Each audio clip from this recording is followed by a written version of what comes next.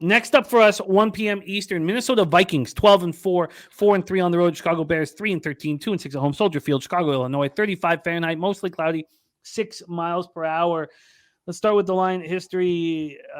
Man, the Vikings look bad against the Packers, about as bad as a football team can look. Let's take a look at the line history here. We have the Bears opening up as 1-point dogs just 48 hours ago. They're now 5.5-point dogs. From a total standpoint, opened up at 46 and it's now 46.5. There's DX Filer in the house. Great to see you, DX. From a cash flow standpoint, we have 4,410 tickets in, 70% of the tickets, 83% of the cash on Minnesota, and clearly the book's concerned. 80% of tickets on the over. Vikings could get the number 2 seed if the 49ers lose and they beat Chicago. If they get the 3 seed, and the 49ers don't, 49ers win, they get 3 seed, then they face the New York Giants in the first round. And I know a lot of cappers, or a lot of, I should say, New York Giants fans are drooling over the opportunity to face Vikings in that first round. Vikings coming off an ugly 41-17 loss at Green Bay. It was 41-3 before the Vikings scored 2 meaningless touchdowns late. Cousins 18-31 for 205 yards, 1 touchdown, 3 picks. He also lost a fumble. Naylor caught 3 for 89 and a touchdown. KJ Osborne caught 7 for 59 touchdown. Justin Jefferson getting stopped in his tracks by Jair Alexander was fascinating. I did not see it coming. He finished with 1 catch for 15 yards. Just amazing. Dalvin Cook was held to 27 yards on 9 carries. They were 1 of 3 in the red zone. Defense could get no pressure on Rodgers. 1 sack, 3 quarterback hits. Couldn't get stops.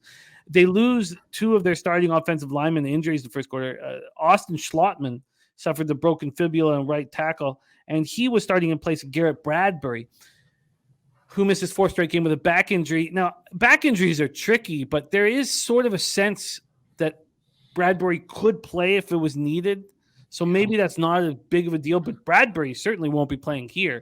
So you have no Schlottman, the backup for Bradbury. Also, right tackle Brian O'Neill left with a calf injury.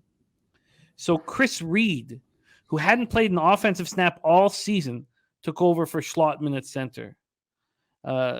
Crazy. Udo took over, filling a right tackle. If the Bears lose and the Texans win, the Bears would get the number 1 overall pick. They come in off their franchise record 9th straight loss, ugly 41-10 setback at Detroit. Fields was 7-21 for 75 yards, the touchdown and pick, but he ran 10 times for 132 yards, and he did lose a fumble. So 132 yards rushing. So he has 1143 on the year. 1 game left. He has a chance to break the single-season NFL quarterback rushing record set by Lamar in 2019. He needs 63 yards to tie 64 to win. 7 sacks and 45 yards he got touched on, and that meant that they had 30 total yards through the air. Atrocious. Komet led receivers with 2 catches for 27 yards and a touchdown. They got 9 first downs all game. They were 3 of 13 on third down. Their defense was atrocious. Allowed the Lions to put up 504 total yards. Allowed 265 yards on the ground. Finished with 2 sacks and 3 quarterback hits. Guards Michael Schofield and Tevin Jenkins were injured during the game. Dante Pettis and Jalen Jones also evaluated for concussions and concussion protocol. It was one of those spots where I could not believe, looking back at the game, how the Sharps were on the Bears. Obviously, the books weren't too scared because they moved it from 4.5 to 6 and then brought it back to 5.5. The Bears look like they're not trying. Are the Vikings going to try a little bit? Do you agree with this heavy market move towards the Vikings? Take it away, Andy. Floor's yours. It's probably gone a little too far. The Vikings haven't been great at Soldier Field.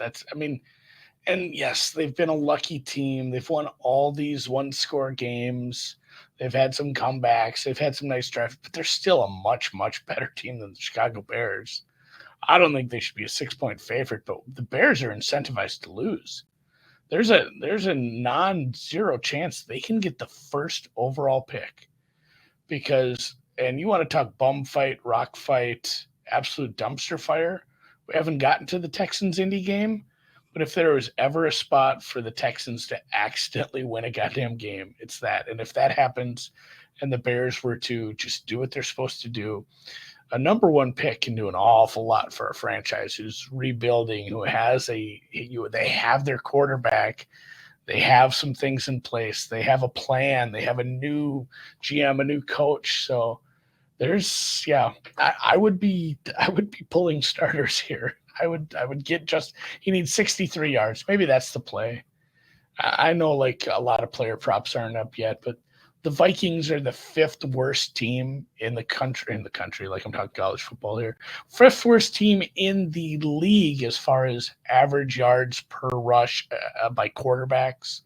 They're giving up like 6 yards a pop to a quarterback. It's not above the Bears to run him 15 times in the first half and design stuff, just get him the record and get him out of there. So I'd love to. I kind of like this Bears management team. Like, I know I wasn't in love with the trade that they made midseason to get the receiver, but I like that they jettisoned some pieces that they should have. And let's get this number one pick there, to Chicago Bears. Hail, hail! But if you made me bet this right now, it'd probably be Bears plus whatever for the first half. I don't think the numbers. I think the number's probably too big. Congrats to anyone who bet the Vikings -1. That was absolutely the move. Vikings do have something to play for, and they will play at the same time as the Niners, so they won't know that they are most likely not going to get that 2 seed. Anything can happen. So it's probably a pass for me, and I'm going to look if I'm Books, I'm setting the rushing total for Fields at like 65 yards. Like, if make somebody pay for it, because you're going to get some people smart people that will take that under because it's too high, but you'll get an avalanche of rec money on the over anyway. So, And you were leaning towards wanting to go over 63. Do you think they fight to get him that record? I kind of do. Like, it feels like a nice little cap on a bad season where they end up with 3 damn wins. And it's not like it's outside of their game plan. Like, we only do like 2 rushes a game. Like, that's kind of their game plan anyway, is getting him design runs, getting him scrambled. So, scrambles. So yeah, I kind of like that once that prop comes out, but no move on the side in total here. Yes, I agree. But those of you who did get the Vikings at -1, that was a smooth, sharp maneuver.